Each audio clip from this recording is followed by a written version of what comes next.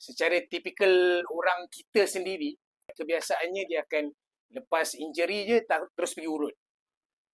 Kan? Itu normal lah. Betul korang setuju Itu benda yang normal untuk mengurangkan, orang kata dia nak sedapkan tempat kecederaan tu saja. Tapi implikasi dia, mungkin ramai orang yang tak tahu, contoh di bawah lapisan kulit ni agak fakta yang menarik lah. Di bawah lapisan kulit tu dia ada. Teruskan menonton sehingga habis. Jangan lupa like, subscribe dan turn on loceng. Semoga bermanfaat. You. Apa dia? Aku tak nak tanya sikit. Tanya apa? Orang tengah tahu-tahu Ada sakit satu kaki. soalan. Satu soalan? Satu je. Satu je? Betul, satu je. Tapi kena jawab jujur lah. Hai. Dia tak Apa pelik sangat je ni? Kena jujur tau. Okey, jujur. Janji tau. Janjilah. Apa benda nak tanya soalan pun kena ni janji. Soalan dia. Okey. Ni kan main gitar kan. Ting. Apa soalan? Soalan dia. Apa soalan dia? Ni, I dah tulis dah ni. Okey. I nak baca ni. Ready tau. Jujur tau. Ya. Soalan dia. Kenapa you suka tak ais lah? Oh, pasal ais ni. Ini apa suspend je soalan dia. Ni ais ni sebenarnya kalau untuk seorang atlet, tak kisahlah sukan apa pun kita main, kecederaan tu tak akan lepas daripada kita sebagai seorang sportsman ataupun tapi you kan dah berhenti bola. Come on lah. You ingat I ni bersukan ni tak semesti you jangan menganjing I. Dilarang menganjing I. Okey, dilarang menganjing Okey, so dalam kehidupan ni ataupun dalam sukan sebenarnya, tak kisah sukan apa pun kita main, kita takkan lepas daripada kecederaan. I tak tahulah kalau sebab sekarang ni ada e-sport. Tak tahu e-sport tu boleh cedera ke tak? Kan? Yang main Dota lah, main game apa semua tu. Boleh kot jari ke? Mungkinlah. Tapi secara basicnya, berdasarkan pengalaman dan orang kata knowledge, ilmu yang I ada sedikit lah dalam keprofesionalisman dalam bola sepak. So apa yang saya boleh kongsi kepada anda semua, sebab dia tanya soalan ni, bagus soalan ni. Okay, soalan ni sangat bagus. Jadi untuk orang yang di luar sana yang biasa main sukan, yang ataupun sebagai seorang sportsman ataupun sportswoman, tak kisah lelaki atau wanita, kalau anda kecederaan, benda yang paling penting, benda yang paling penting, orang kata ubat yang paling mujarab untuk kecederaan, ni orang kata masterpiece lah untuk kecederaan adalah ais.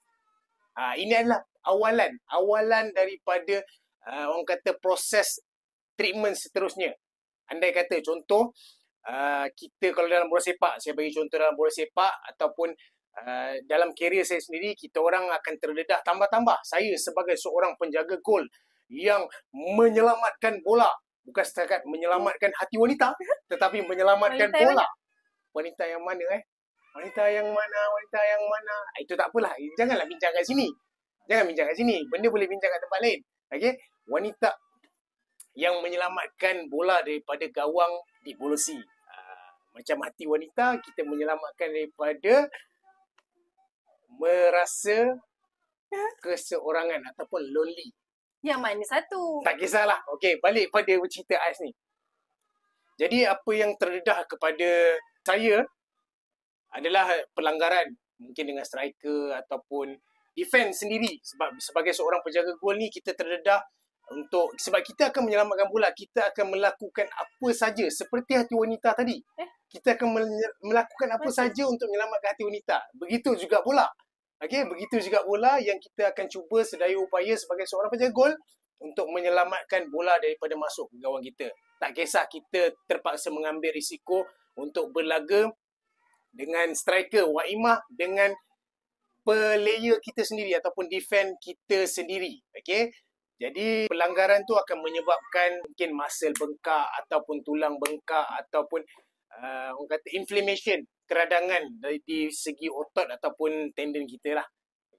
Itu adalah consequences. Consequences ataupun yang menyebabkan kecederaan itu terjadi untuk seorang penjaga gol. So apa yang saya akan buat selepas sahaja, dia immediately kena react immediately selepas, contoh saya selepas perlawanan, kita akan terus taruh ais. So immediately kita kena letak ais. Okey, sebab apa? Dia akan mengurangkan keradangan apabila kontak itu berlaku. Sebab dalam kecederaan kita ni adalah pertama sekali akan berlaku keradangan. Contoh kalau lebih teruk dia akan kalau tendon tu dia akan menyebabkan putus ataupun apalah. You pun ada bersama dengan I apabila salah satu masa I menghadapi satu kecederaan yang teruk lah, operation di lutut. Okay. So untuk orang yang di luar sana, first kali AIS adalah treatment yang terbaik sebelum kita buat further check up ataupun jumpa pakar yang akan merawat kita punya kecederaan. Okay. So faham? So Macam hari tu yang injek sekejap tu. Injek mana? Masa dah pantau kat belakang tak tahu lah. Tapi tu tak tahu lah. Dia tak kisah dekat mana-mana body part sekalipun, kita perlu taruh ais. Sebab dia akan mengurangkan keradangan. Mungkin secara saintifiknya, dia secara basic ni dia akan mengurangkan keradangan.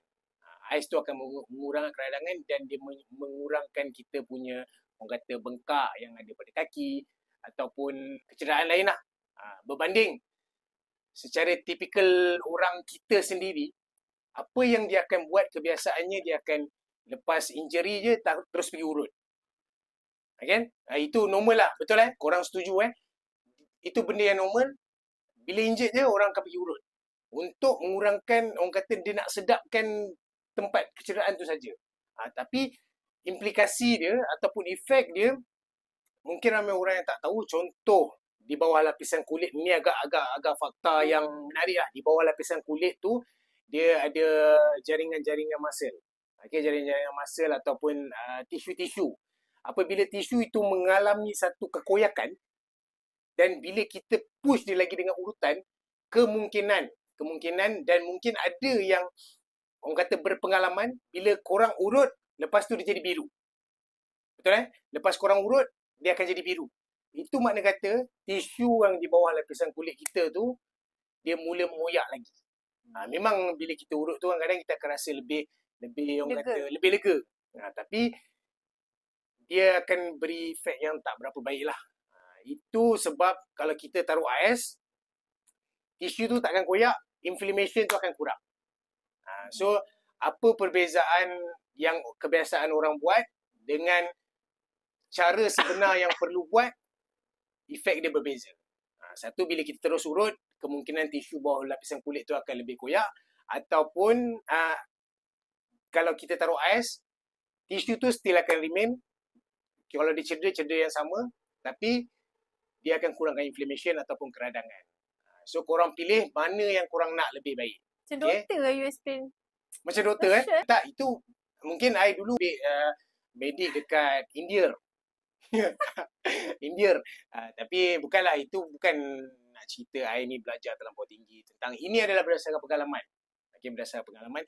Andai kata korang yang mana mengenali saya, bidang saya adalah sukan, apa saja yang berkaitan dengan sukan, kalau korang nak tahu ada kemuskilan apa-apa berkaitan dengan sukan ataupun apa bidang saya, korang boleh tanya dekat bawah. Okay? Jangan lupa, insyaAllah saya dapat soalan, saya akan cuba jawab berdasarkan apa pengalaman yang saya ada. Okay? Kemudian, bila kita dah letak ais immediately selepas kita menghadapi kecederaan, selepas kita taruh ais, andai kata selepas kita bagi masa dalam 3 hari lah. Kalau dalam 3 hari tu masih rasa sakit tu sebagaimana menyakiti hati wanita tu, okay? Kalau rasa sakit tu tak kurang selepas 3 hari ataupun dia makin meneruk, sakit tu makin meneruk, saya nasihatkan kepada anda semua untuk pergi jumpa pakar yang lebih pakar. Sebab saya pakar adalah pakar. Tapi awak kena jumpa pakar yang lebih pakar, iaitu doktor lah. Okay? Paramedik. You pun dah boleh kena jumpa pakar you 20 hari dah. Tak. Okay. Ni kenapa? Ni untuk explanation je. So, main golf pun boleh cedera. Tak ada masalah pun. Macam saya cakap tadi lah, semua sukan korang menghadapi satu risiko untuk kecederaan. Dia terjadinya sesuatu kecederaan, korang kena tahu apa immediately punya kata tindakan. Tindakan segera yang korang perlu buat adalah ais. Okay? Macam saya pernah injek lutut. Okay? Saya pernah buat operation di lutut kanan. kalau boleh saya share sedikit, mungkin ini boleh jadi part 2 lah. Okay? Tadi kita cerita pasal ais, ni kita bercerita pasal lutut sikit. Saya kena, kalau macam orang semua tahu, saya kena ACL saya sewaktu, saya sedih sikit nak cakap benda ni lah kan, sebab ia agak memalukan bukan setakat saya, kan? Bukan setakat saya, dia memalukan kita seluruh warga Malaysia lah. Apabila kita bertandang ke UAE, kita kena 10-0 dan pada waktu itu, saya masuk sebagai penjaga gol kedua menggantikan anak Cik Mat. Khairul Fahmi Apek sebagai penjaga gol kedua dan saya kena ACL masa tu, twist. So macam saya cakap tadi, sebagai penjaga gol bukan setakat kita berhadapan untuk berlaga dengan kawan kita sendiri ataupun penyerang dari pihak lawan, kita juga berkemungkinan sendiri punya injury. Okay, bukan setakat keeper saja, semua player pun akan menghadapi benda yang sama. So, saya twist dan tendon saya putus habis. Untuk pengetahuan semua juga, mungkin ni satu knowledge, ada yang dah tahu, ada yang tak tahu. Di kaki kita ni secara tendon besar dia, di lutut kita ni, kita ada 4 tendon, main tendon lah.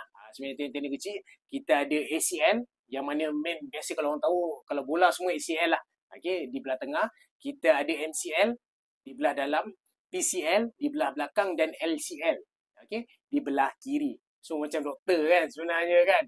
So kalau dulu saya belajar medik tu, sebab tulang pun kalau doktor ada tengok ni, tulang ada 206.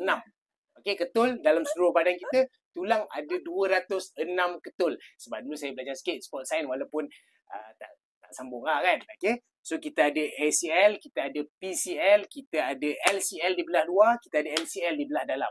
Okay, tu lutut ligament. Yang saya cedera adalah LCL dengan meniscus. Meniscus ni dia bukan tendon, tapi dia antara orang kata selaput. Dekat bawah, dekat lutut, antara lutut dan lutut. Okay, sekadar pengetahuan sajalah. Okay, so saya ACL putus habis, tak ada compromise, putus habis, dan LCL saya strain. Dia tegak. Belah kiri lah? Belah kanan. Belah kanan enggak? Belah kanan. So, lepas tu memang akan taruh ais dan saya balik ke Malaysia untuk pergi further check up dan lakukan operation sehari 2 hari selepas saya balik pada UAE lah. Okay. So, itu serba sedikit pengalaman saya dan apa yang saya cuba sampaikan pada hari ini adalah action yang immediately korang kena ambil sebagai sportsman ataupun sportswoman apabila korang menghadapi kecederaan. Okay, semoga video kita ni dan soalan yang you bagi kat saya ni sangat bermanfaat. Okay. Kan? Anda boleh buang soalan ni? Sangat bermanfaat. Dah soalan dah boleh buang. Dah habis soalan. Semoga korang mendapat sesuatu manfaat dalam video ni. Kalau bermanfaat untuk korang, tolong sharekan, subscribe channel saya dan juga follow saya. Komen dekat bawah apa lagi soalan yang korang nak tahu berkaitan mungkin kecederaan di bahagian-bahagian mana ataupun dalam dunia sukan tu sendiri. InsyaAllah apa pengalaman yang saya ada, apa orang kata expertise, kelebihan yang saya ada dalam dunia sukan ni, InsyaAllah saya akan sharekan. Okay? InsyaAllah kita jumpa lagi ke dalam video seterusnya. Jangan lupa follow, share and comment. Subscribe. Okay? Assalamualaikum warahmatullahi wabarakatuh.